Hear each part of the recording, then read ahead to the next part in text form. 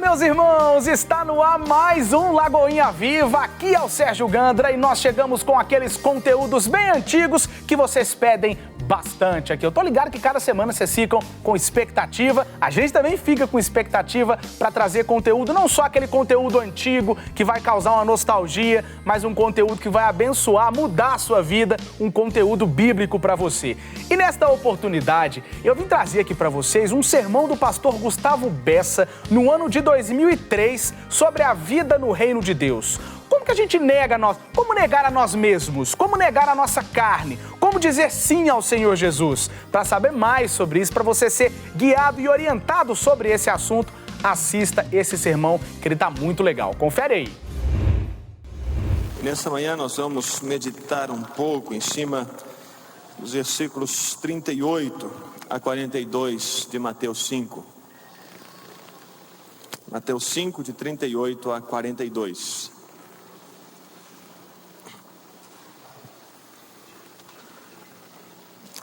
Amém? Todos acharam? Amém? Então vamos orar mais uma vez, pedindo ao Senhor para nos conceder graça nessa manhã. Feche os seus olhos.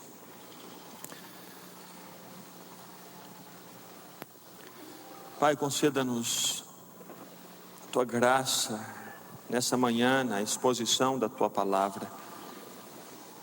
Peço-te que Tu abras os ouvidos de todos nós que estamos aqui, de modo que ouçamos com clareza a voz do Senhor. Peço-te, ó Deus, tem misericórdia de mim e ajuda-me a trazer para os meus irmãos a Tua palavra com clareza, com graça, com verdade, com sabedoria. Ajuda-me, Pai, eu preciso do Senhor. Me ajuda também aos meus irmãos para que eles entendam aquilo que vem do Senhor e que permaneça no nosso coração apenas as palavras que tiverem nascido no Teu coração. Tudo mais que não for Teu, Deus, não permita que entre em nossos corações. Abençoa-nos, fala-nos nessa manhã, mais uma vez, em nome de Jesus. Amém. Bem, meus irmãos, nós como cristãos precisamos ter a consciência de que o nosso modo de agir deve ser diferente do modo de agir de outras pessoas. Nós não podemos ter comportamentos semelhantes ao comportamento dos outros que não conhecem Jesus. Jesus nos chama para viver uma vida diferente. E no Sermão do Monte, que é esse sermão que temos registrado nos capítulos 5, 6 e 7 do Evangelho de Mateus, nós percebemos o ensinamento de Jesus para a vida no reino de Deus, mostrando em todo o tempo que o nosso comportamento não pode ser igual ao comportamento de outras pessoas. E quando estou falando de comportamento diferente, comportamento cristão, eu não estou me referindo simplesmente a uma ética cristã. Há muitas pessoas que vivem em suas vidas uma ética cristã. Os países da Europa, por exemplo, são países que foram profundamente marcados pelo cristianismo. E de uma maneira especial os países reformados viveram durante toda a sua história os conceitos cristãos. Entretanto, hoje eles estão vivendo dentro de uma cultura pós-cristã. Existe toda a ética cristã, mas não existe verdadeiramente um comportamento cristão. Por exemplo, na Holanda, uma certa vez um conhecido meu esteve na Holanda e foi almoçar em um restaurante. A Holanda, como sabemos, é um país que foi marcado pelos princípios protestantes, pelos princípios do Evangelho. Todas as pessoas ali têm comportamentos éticos, cristãos. E ele foi almoçar num restaurante e depois que ele serviu, ele foi pagar no caixa. Então a pessoa do caixa perguntou para ele: quanto é que você está me dando? Ele assustou com aquela pergunta até que ele voltou-se para a mulher do caixa e percebeu que ela era cega. Ele disse: estou dando tanto. E ela então separou o troco e devolveu o troco para ele.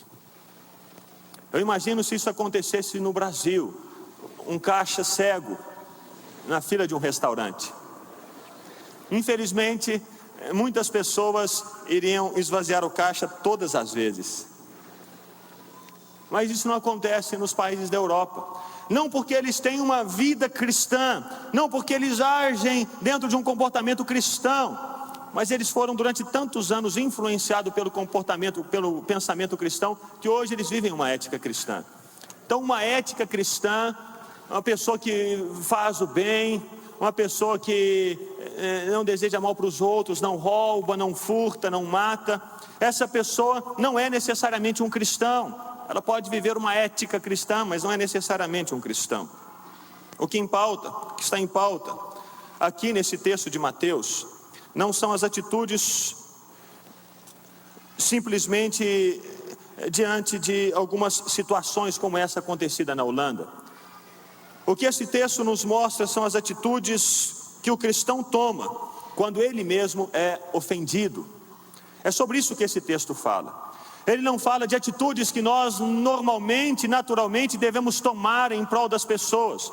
Mas esse texto de Mateus 5, 38 a 42 nos ensina quais são as atitudes, os comportamentos, as reações que devemos ter diante daquelas pessoas que nos ofendem. Se as nossas reações diante das ofensas que sofremos forem as reações descritas nesse texto, então necessariamente nós podemos olhar para nós e perceber que o Espírito Santo tem agido em nós e que temos vivido como cristãos. Um exemplo disso nós encontramos na história da igreja, na vida de um homem chamado Policarpo. Ele foi pastor na igreja de Esmirna, uma daquelas igrejas para as quais João escreveu uma das 7 cartas do Apocalipse. Policarpo, ele foi discípulo do apóstolo João. Ele já estava com 86 anos, quando os soldados romanos invadiram a sua casa para prendê-lo e para levá-lo para a arena a fim de que ele fosse martirizado. Eles invadiram brutalmente a casa de Policarpo a fim de prender aquele homem e lançá-lo às feras. Qual foi a atitude de Policarpo diante dos seus algozes? Policarpo, será que saiu esmurrando aqueles homens? Será que Policarpo saiu xingando aquelas pessoas? Será que ele saiu dando tiro naquelas pessoas? Não. Quando aqueles homens entraram, Policarpo estava no quarto em cima, no segundo andar da casa. Ele desceu as escadas e disse: por favor, sirvam um jantar para esses soldados. E preparou a mesa para aqueles soldados, uma mesa farta. Depois ele pediu àqueles homens se eles lhe permitiam orar por 1 hora. E aqueles homens, impressionados com a atitude daquele ancião, disseram: sim, pode orar. Então Policarpo levantou as mãos e começou a orar. E durante 2 horas ele permaneceu orando por aqueles homens, pela igreja, pelo império, abençoando aquelas vidas. Depois dessas 2 horas de oração, os soldados estavam meio que perdidos, sem saber como prender aquele homem. Mas o fato, e a história nos conta, que Policarpo foi preso e foi martirizado. Mas diante das autoridades do império, Policarpo não xingou, não brigou, não matou. Policarpo abençoou. Esse texto nos mostra quais são as reações que o cristão deve tomar diante das ofensas que ele mesmo recebe. Esse texto diz assim, volte os seus olhos para a Bíblia. Versículo 38. Ouvistes o que foi dito: olho por olho, dente por dente. Eu, porém, vos digo: não resistais ao perverso, mas a qualquer que te ferir na face direita, volta-lhe também a outra. E ao que quer demandar contigo e tirar-te a túnica, deixa-lhe também a capa. Se alguém te obrigar a andar 1 milha, vai com ele 2. Dá a quem te pede, e não voltes as costas ao que deseja que lhe emprestes. Jesus apresenta aqui um ensino muito claro e muito intenso sobre o nosso relacionamento como cristãos com as pessoas. Como nós devemos nos relacionar com as pessoas que estão à nossa volta e que de alguma maneira nos ofendem, que de alguma maneira nos oprimem, que de alguma maneira fazem injustiças contra nós. Como devemos nos relacionar com essas pessoas? Qual deve ser a nossa resposta? Qual deve ser a nossa conduta, o nosso comportamento diante dessas ofensas e diante dessas injustiças? Mas antes de analisarmos esse texto propriamente dito, é importante nós percebermos alguns princípios que estão dentro desse texto e que são ensinados nesse texto. O primeiro princípio nos mostra que esse ensinamento de Jesus, ele está apontado para os relacionamentos interpessoais. Esse ensinamento de Jesus visa trazer conformidade aos relacionamentos interpessoais. Ele fala de relacionamentos entre pessoas e pessoas. E é importante nós ressaltarmos esse princípio, porque durante a história muitos equívocos foram cometidos. Algumas pessoas leram esses textos e imaginaram que eles se referiam ao comportamento do cristão diante das pressões do império, diante das leis da sociedade. Um dos grupos que cometeu equívoco ao interpretar esse texto foi o grupo dos anabatistas. Era o tempo da Reforma Protestante e havia intensa perseguição contra a igreja protestante no século 16 e 17. E muitos dos cristãos começaram a ter que lutar para que as cidades não fossem destruídas, para que as mulheres não fossem mortas, para que as crianças não fossem degoladas. Eles tiveram que pegar em armas para que não houvesse dizimação em massa de cidades e cidades. Houve uma guerra terrível e intensa no século XVI por causa da Reforma Protestante. E o que os anabatistas fizeram? A Bíblia diz que não devemos resistir aos perversos. Então não vamos pegar em armas. Havia uma lei do Estado dizendo que eles precisavam ajudar na defesa das cidades. Havia uma lei da autoridade instituída por Deus dizendo que eles deveriam defender a cidade, mas os anabatistas simplesmente cometeram um equívoco na interpretação desse texto e não pegaram nas armas, não defenderam as cidades e muitos foram mortos por causa disso. Esse texto não se refere ao relacionamento da pessoa com o Estado, com as leis do governo. Esse texto aponta e nos ensina o modo como devemos estabelecer o nosso relacionamento uns com os outros, pessoa e pessoa. Um outro indivíduo que cometeu um equívoco ao interpretar esse texto foi aquele novelista russo, o Leon Tolstói. Ele, lendo esse texto, ele imaginou que os cristãos não poderiam ter em suas cidades exércitos, nem força policial, nem juízes, nem magistrados. Ele dizia que as forças policiais, os exércitos, os magistrados são organizações, instituições anticristãs, porque segundo ele o texto diz: não resistais ao perverso.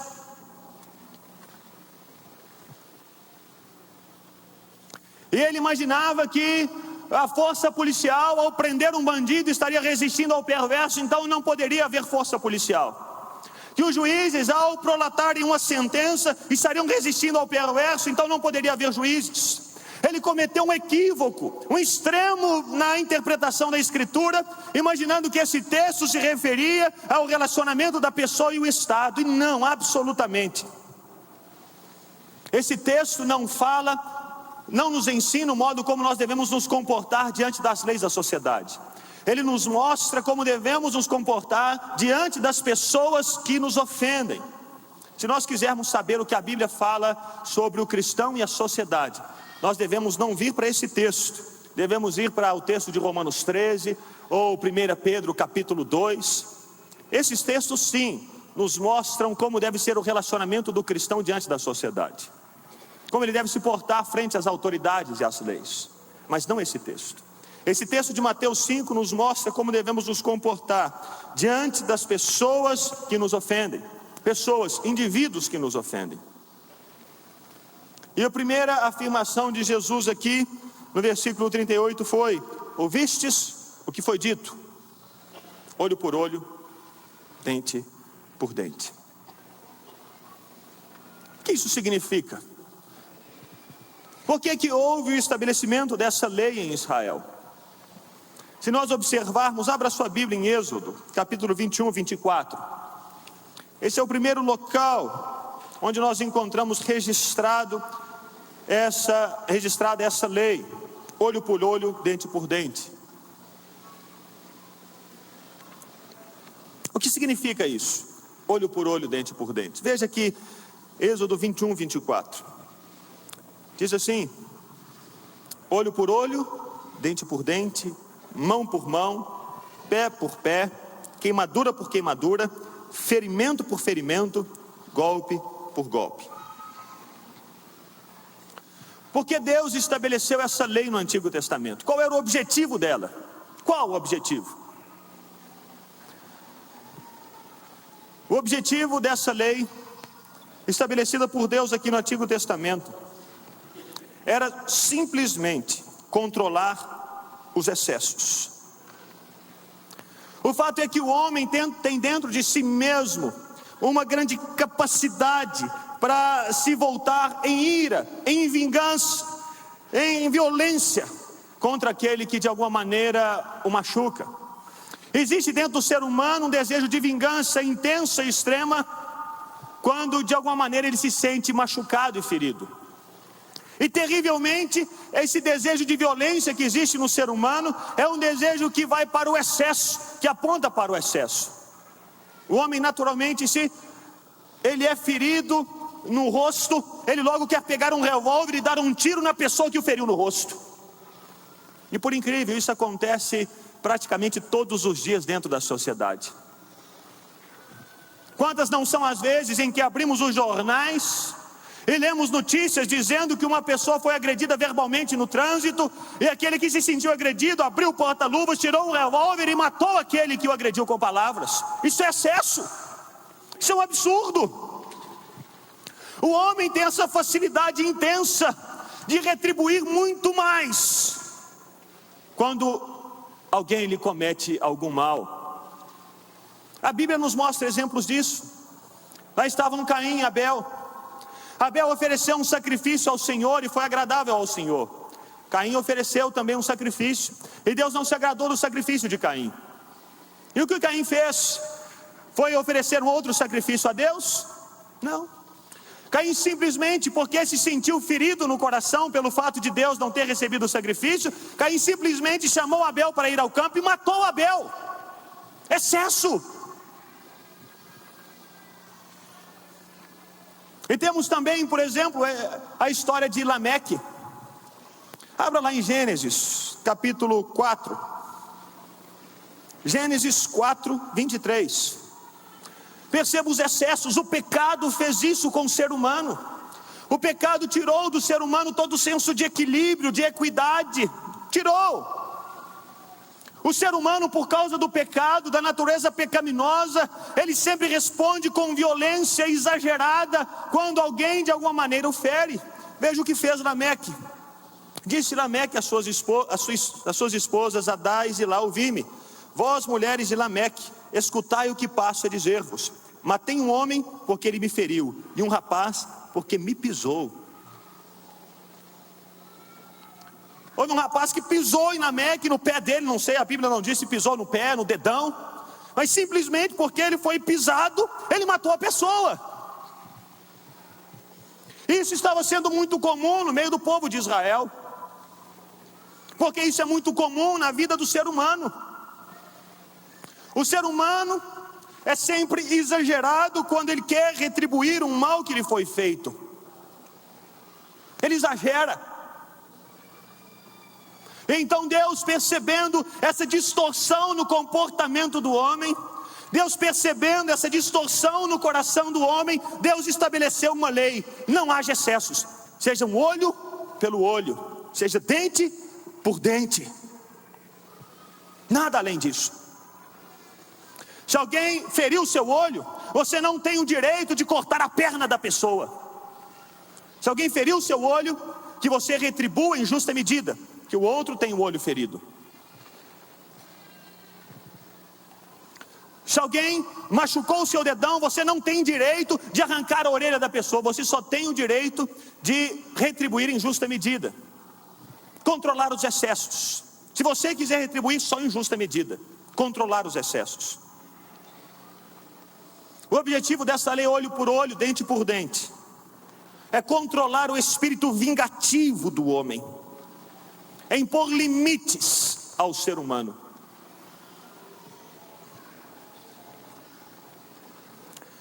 E segundo a Bíblia e o Pentateuco, essa lei deveria ser aplicada pelos juízes.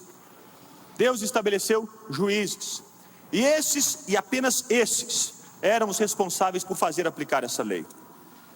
As pessoas não poderiam fazer justiça com as próprias mãos. Se elas se sentissem lesadas, e se elas desejassem a reparação do erro, se desejassem, então elas deveriam ir até o juiz e dizer: olha, aquele fulano lá machucou o meu dedão.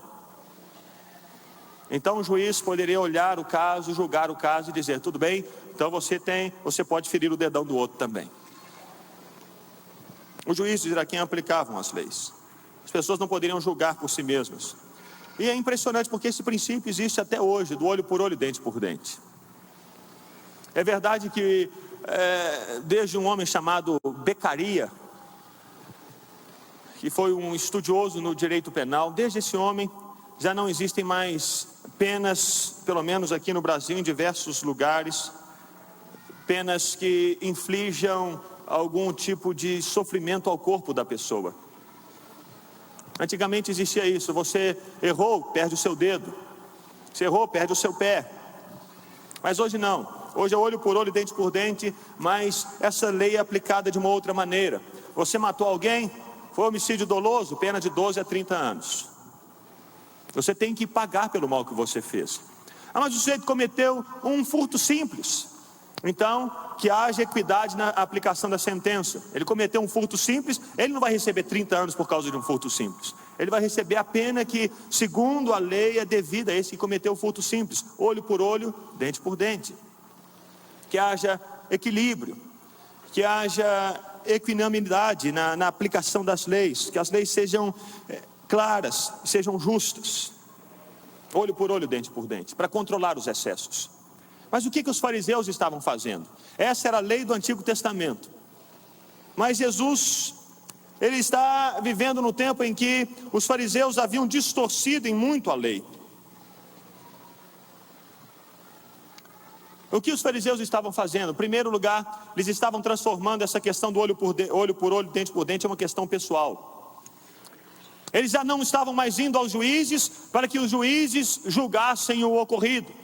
Eles simplesmente, ao se sentirem feridos por uma pessoa, rapidamente, vingativamente, eles feriam aquele que os havia ferido. Eles já não estavam indo mais aos juízes, fazendo justiça com as próprias mãos. Em segundo lugar, eles estavam imaginando que essa lei, olho por olho, dente por dente, era um direito que deveria em todo caso ser aplicado, e não um preceito que objetivava restringir excessos. Eles diziam: não, é direito. Se um me ferir o olho, eu tenho que ferir o olho do outro, porque senão as coisas não vão acontecer como devem acontecer. Eles estavam pegando uma norma que tinha por objetivo restringir excessos e transformando essa norma que restringia excessos em um direito. Eu tenho que fazer isso de qualquer maneira. Se eu fui ferido, eu tenho que ferir. E o que foi que Jesus mostrou? Jesus disse: ouvistes o que foi dito, olho por olho, dente por dente. Eu, porém, vos digo. Aqui Jesus fala para os cristãos. O que Jesus diz?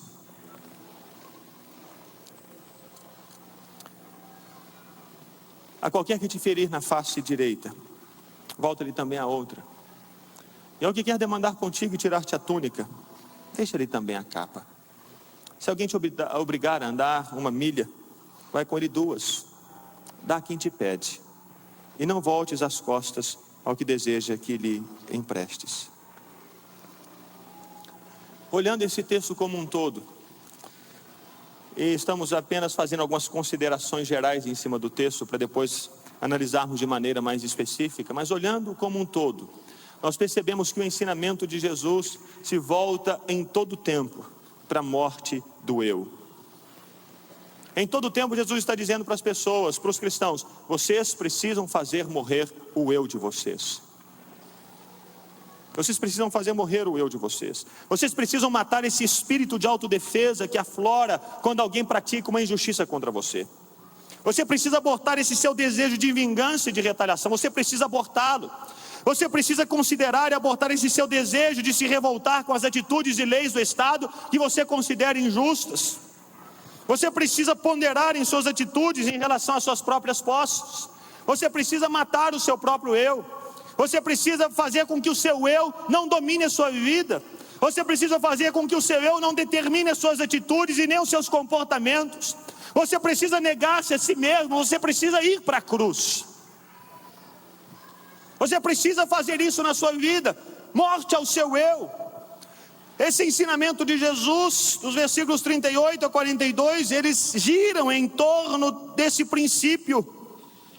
Jesus afirma que os cristãos autênticos, aqueles que são verdadeiramente cristãos, eles morreram para o próprio eu. Morreram ou estão morrendo para o próprio eu. O que significa voltar a face? Jesus disse: eu porém vos digo, não resistais ao perverso, mas ao qualquer que te ferir na face direita, volta-lhe também a outra. Aqui ele começa pelo nível físico, pelo nível material. E a ideia de Jesus é exatamente essa. Ele diz: bem, se você estiver andando na rua, e de repente uma pessoa sem mais nem menos te dá um bofetão no rosto, você deve abortar esse seu desejo de vingança e de retaliação. Você não deve revidar a essa pessoa a bofetada que ela lhe deu no rosto. Você deve abortar. Pode nascer esse desejo, mas que esse desejo não venha dominar o seu comportamento. Houve um homem chamado Billy Bray.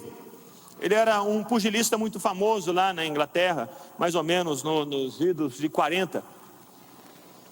E ele era conhecido pela potência dos seus socos. Ele era muito temido pelas pessoas por causa desse espírito de ira, por causa dessa compulsão que ele tinha para a agressividade.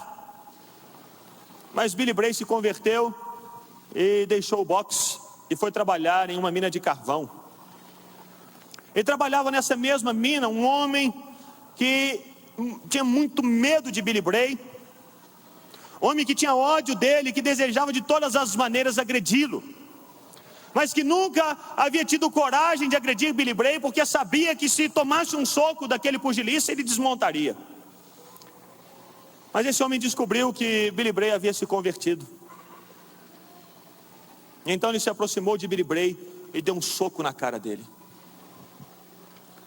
Billy Bray simplesmente voltou-se para esse homem e disse: que Deus o perdoe, assim como eu lhe perdoei. Aquele homem foi para casa. E por vários dias ele ficou inquietado no coração por causa dessas palavras de Billy Bray. Aquelas palavras foram mais fortes, mais intensas do que um soco. E poucos dias depois, aquele homem se colocou diante de Billy Bray e pediu perdão. E se converteu ao Senhor.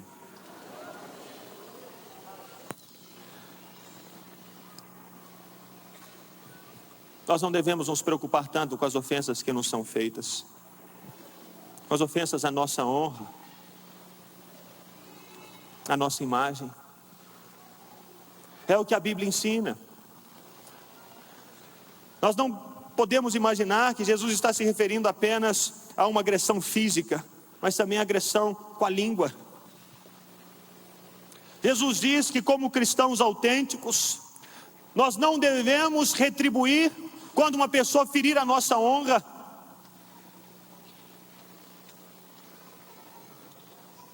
Se uma pessoa se aproxima de você e começa a xingar você dizendo: você é um ladrão, você é um mentiroso, Jesus está dizendo que nós não devemos nos voltar contra essa pessoa e agredir essa pessoa, ou xingar essa pessoa, ou fazer o mal a ela.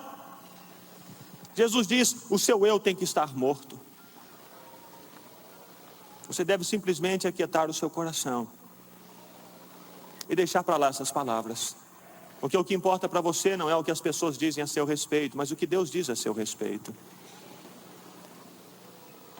Você não deve fazer uma lista enorme de xingamentos contra essa pessoa que xingou você.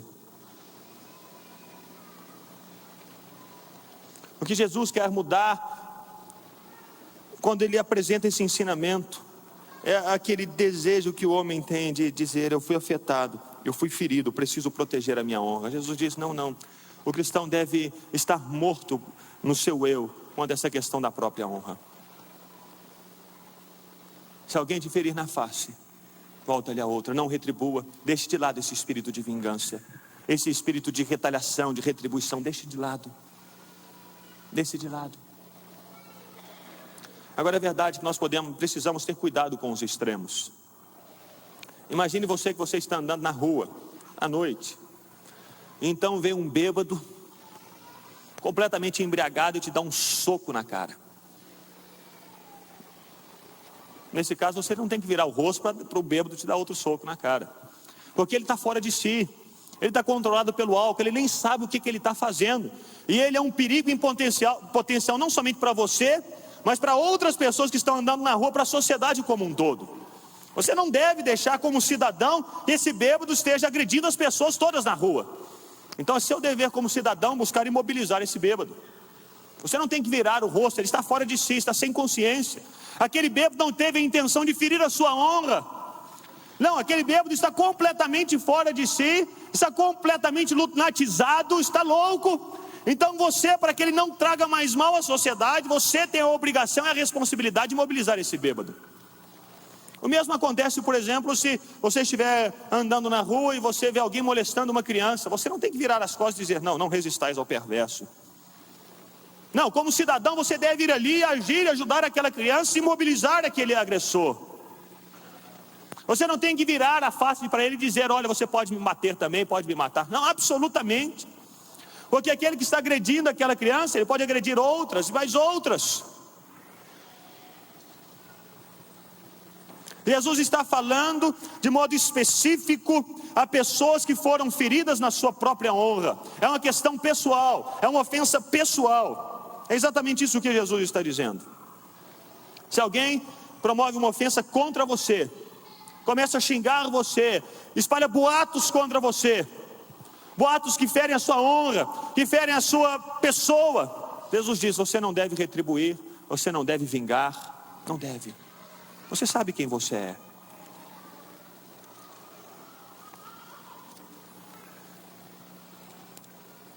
A qualquer que te ferir na face direita, volta-lhe também a outra. E então Jesus passa por um outro exemplo, da túnica e da capa. Ele diz: ao que quer demandar contigo e tirar-te a túnica, deixa-lhe também a capa. Esses são exemplos que Jesus apresenta sobre esse princípio maior da necessidade que o cristão tem de estar morto no próprio eu.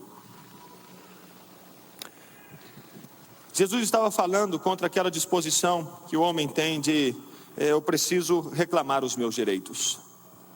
Havia nos tempos de Jesus, quando havia um litígio, as pessoas eram proibidas de demandar para tirar do outro a roupa de fora. Os judeus geralmente usavam duas roupas, uma roupa de dentro e uma roupa de fora. E nos litígios havia uma lei estabelecendo que a roupa de fora jamais deveria ser tirada da pessoa. Mas Jesus diz: bem, se eles quiserem litigar para tirarem a sua roupa de dentro, a sua túnica, deixa levar também a roupa de fora, a capa. Ou em outras palavras, Jesus está dizendo: não reclame os seus direitos. Você não deve ficar dizendo: puxa, os meus direitos, os meus direitos, os meus direitos. É claro que devemos evitar extremos também, como no primeiro caso. Abra comigo lá em Atos 16, 37. Precisamos evitar os extremos.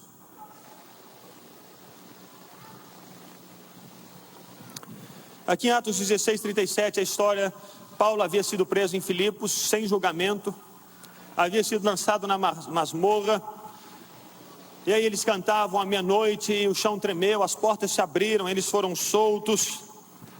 E então de manhã chegaram algumas pessoas dizendo: olha, os pretores ordenaram que vocês fossem postos em liberdade, então saiam em paz. E o que Paulo respondeu, versículo 37? Paulo, porém, lhes explicou: sem ter havido processo formal contra nós, nos açoitaram publicamente e nos recolheram ao cárcere, sendo nós cidadãos romanos. Querem agora as ocultas lançar-nos fora? Não será assim. Pelo contrário, venham eles e pessoalmente nos ponham em liberdade. Às vezes parece uma contradição. Espera aí, Paulo aqui está reclamando dos direitos dele. Paulo aqui está defendendo os direitos dele. E Jesus não falou ali que nós não devemos ficar reclamando dos nossos direitos? Que negócio que é esse? Eu não estou entendendo. Mas se nós voltarmos os olhos para esse texto de Paulo, nós vamos perceber que Paulo não estava defendendo os seus direitos pessoais, mas Paulo estava defendendo a lei como um todo. Ele era um cidadão romano, e como tal, segundo a lei do Império Romano, ele deveria ser julgado, e ele deveria ou não ser condenado depois do julgamento. Entretanto, aquelas pessoas simplesmente burlaram a lei, passaram por cima da lei, prenderam Paulo contra a lei, e agora estavam querendo soltá-lo contra a lei. E Paulo então se levanta e diz: espere, protesto. Existe uma lei e ela deve ser seguida. Vocês são as autoridades, e como autoridades vocês devem aplicar a lei, e vocês não a estão aplicando. O que será se vocês começarem a fazer isso com todas as pessoas? Isso é um absurdo, eu não aceito. Paulo não estava reclamando os seus direitos próprios, ele estava buscando defender a própria lei que regia todo o Império Romano. É o que dá, por exemplo, quando você vai comprar algo no supermercado, ou você faz uma compra e o produto sai estragado. Você não tem que ficar com aquele produto estragado dizendo: puxa vida, não posso reclamar os meus direitos. Não é isso, absolutamente. Existe uma lei que estabelece que se você comprou um produto estragado, você tem toda a liberdade e garantia de devolver aquele produto e pegar um outro que não esteja estragado. A lei estabelece isso. Se você não agir dessa maneira, você vai estar agindo em contradição, de forma contrária à lei estabelecida. Você não vai estar ajudando a lei, você não vai estar ajudando a sociedade, você não vai estar sendo cidadão, e sim você vai estar sendo omisso. Então você tem toda a liberdade para, dentro da lei, receber as garantias que ela dá a você. Um sujeito, você compra um produto e o sujeito dá para você o troco errado, e quando você vai notar ali, ele ficou com R$50. Você não deve pensar: bem, eu não devo reclamar os meus direitos, afinal de contas, não, absolutamente. Aquela pessoa está cometendo um furto. Você deve ir ali e dizer: esses R$50 são meus. Não aos excessos, aos extremos. Se alguém quiser tirar-te a capa, ele também a túnica. E vamos a outro exemplo. Aquele que quiser, Mateus 5. Se alguém te obrigar a andar 1 milha, vai com ele 2. Havia dentro do povo de Israel uma lei que obrigava os povos que eram os conquistados a carregarem a bagagem dos conquistadores. Ali estavam os judeus. Os romanos dominavam sobre os judeus. Então havia uma lei que estabelecia que se um romano viesse com muita bagagem, ele poderia pegar um judeu, se tivesse esse judeu fazendo o que ele estivesse fazendo, tirar o judeu desse trabalho e dizer: carrega essa minha bagagem durante 1 milha até aquele lugar. O judeu tinha a obrigação de fazer isso. A lei estabelecia que ele deveria parar o que ele estava fazendo, pegar a bagagem do romano e andar essa bagagem, carregando essa bagagem pelo espaço de 1 milha. Os conquistadores impuseram essa lei sobre os conquistados. E Jesus está falando isso. Bem, se um romano, você está ali trabalhando, cuidando da sua família, cuidando da sua criança está doente e você está cuidando dela. Se vier um soldado romano para você dizendo: olha, para de fazer o que você está fazendo e carrega minha bagagem até aquela próxima cidade, Jesus está dizendo: bem, você deve deixar o que você está fazendo e andar não 1 milha, mas 2.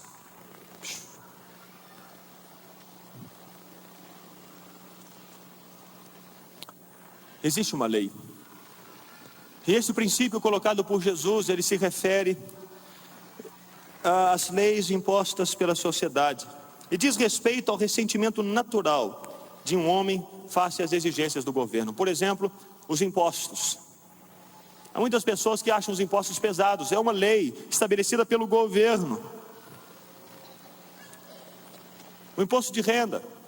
Puxa, é um absurdo. É um absurdo esse imposto de renda, não vou pagar.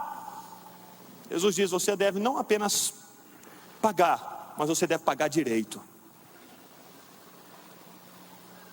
É uma lei estabelecida pela sociedade.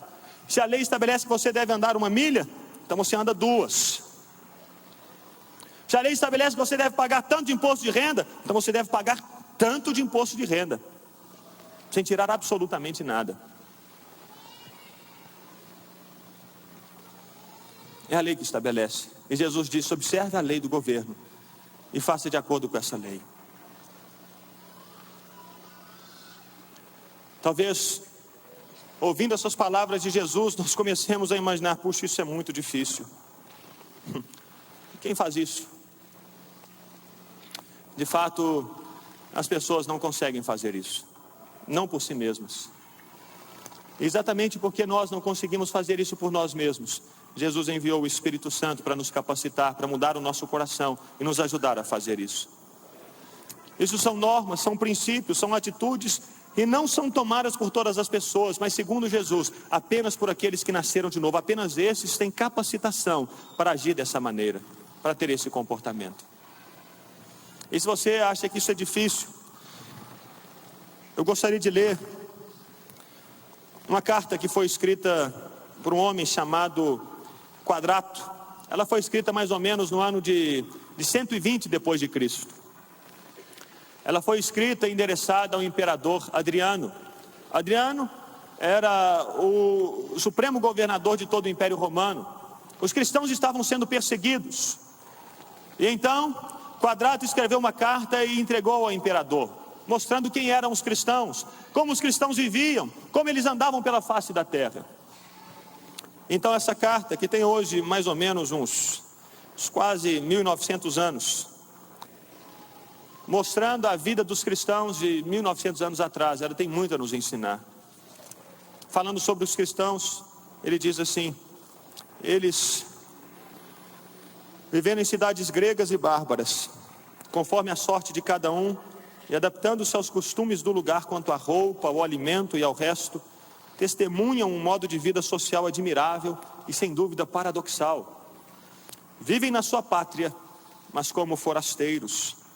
Participam de tudo como cristãos e suportam tudo como estrangeiros.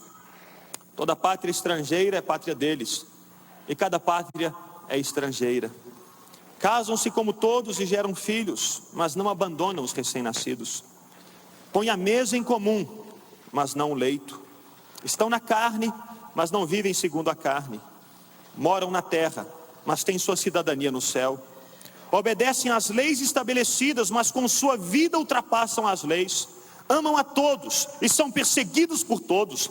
São desconhecidos e apesar disso condenados. São mortos e desse modo lhes é dada a vida. São pobres e enriquecem a muitos. Carecem de tudo e têm abundância de tudo.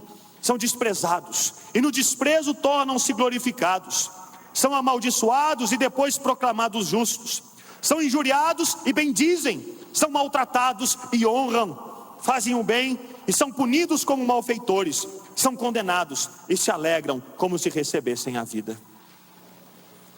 Esses são os cristãos. Quando ultrajados, injuriados, bendizem. Esse era o testemunho dos cristãos há 1900 anos atrás. Eles viviam assim, eles caminhavam assim. O Espírito Santo os capacitou a andar dessa maneira. E por que nós não poderíamos andar dessa maneira também? Será que o Espírito Santo mudou? Será que o Espírito Santo não é o mesmo? Será que o poder de Deus diminuiu? Será que Deus não pode fazer-nos andar como esses cristãos andaram no início da história da igreja? Certamente Deus pode fazer. E verdadeiramente Deus tem um desejo de operar essa mudança na igreja. fazer-nos não viver apenas uma ética cristã, mas fazer-nos verdadeiramente cristãos, pessoas dirigidas, controladas, impulsionadas pelo Espírito Santo, pessoas que morreram para si mesmas a fim de viverem para Deus, pessoas que já crucificaram o próprio eu, a fim de que a vida de Cristo esteja irradiando em suas próprias vidas. Deus é poderoso para fazer isso, Ele deseja fazer isso na vida da igreja. Se Ele fez no passado, há 1900 anos atrás, certamente Ele pode fazer hoje, porque Ele continua o mesmo.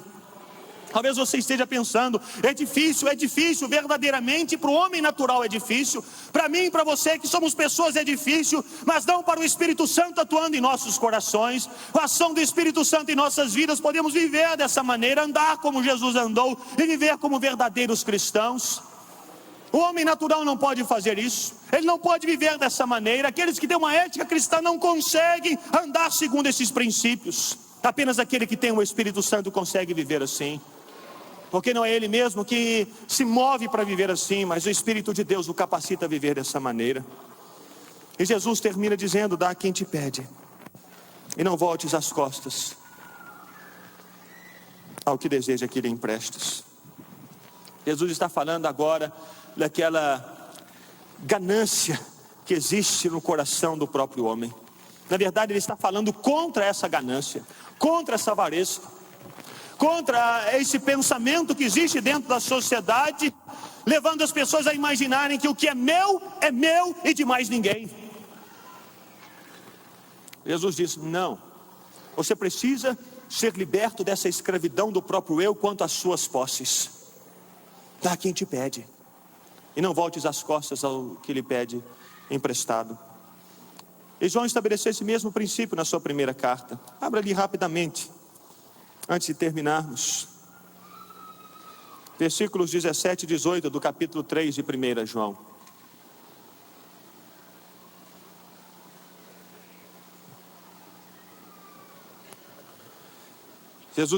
João diz assim: ora, 1 João 3, 17 e 18. Ora, aquele que possui recursos deste mundo e vir a seu irmão padecer necessidade e fechar-lhe o seu coração, como pode permanecer nele o amor de Deus? Filhinhos, não amemos de palavra nem de língua, mas de fato e de verdade. Se você percebe alguém vivendo uma situação difícil, você precisa dispor os seus bens para que essa pessoa saia dessa situação difícil. Dá quem te pede, diz Jesus. Livre-se desse domínio que os seus bens têm exercido sobre você. Liberte-se desses grilhões da ganância e da avareza. O cristão, ele já fez morrer esse seu eu que deseja todas as coisas para si mesmo. Ele dá, ele empresta. Claro, cuidado com os extremos. Se você vira um mendigo na rua, aqueles mendigos profissionais, você não é obrigado, e a Bíblia não te ensina a dar dinheiro para esses mendigos profissionais. A Bíblia diz: aquele que não trabalha, não coma. 2 Tessalonicenses 3:10. Você deve dispor dos bens que Deus colocou nas suas mãos para ajudar aquelas pessoas que estão em real necessidade. Se vira uma pessoa perto de você, um bêbado, um alcoólatra, dizendo: olha, me dá um dinheiro aí que eu vou me hospedar naquela casa. Você sabe que ele não vai usar aquele dinheiro para se hospedar em alguma casa ou comprar alguma comida. Ele vai usar aquele dinheiro para beber mais, e você não tem essa obrigação de dar dinheiro para ele beber mais. Aqui Jesus fala de disponibilizar os bens para aquelas pessoas que estão vivendo uma situação de real necessidade. Nesse texto Jesus fala e ensina que o cristão morreu para o próprio eu.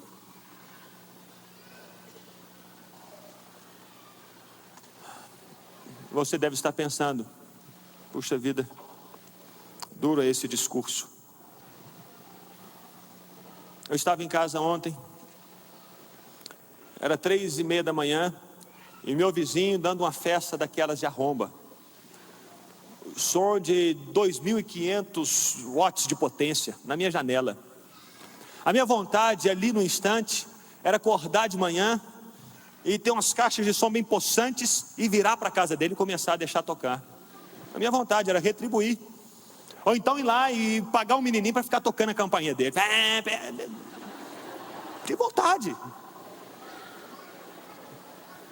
Retribuir. 3:30 da manhã, o som e aquelas músicas, você sabe quais são, Garrafa,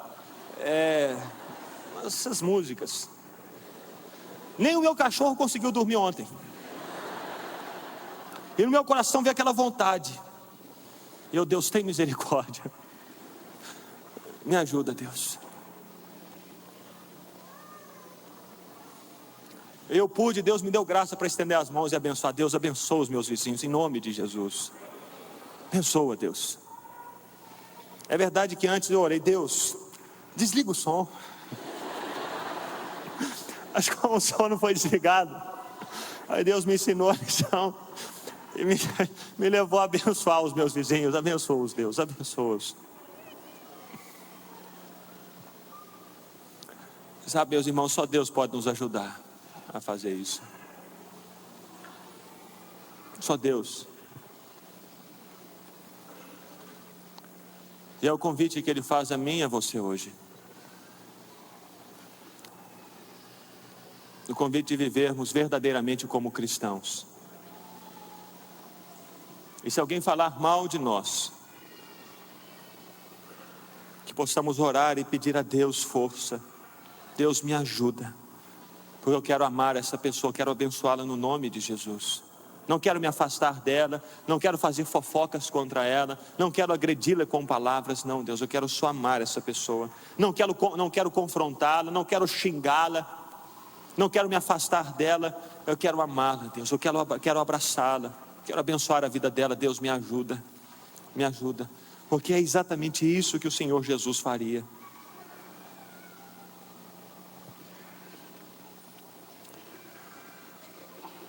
É o chamado de Deus para nós.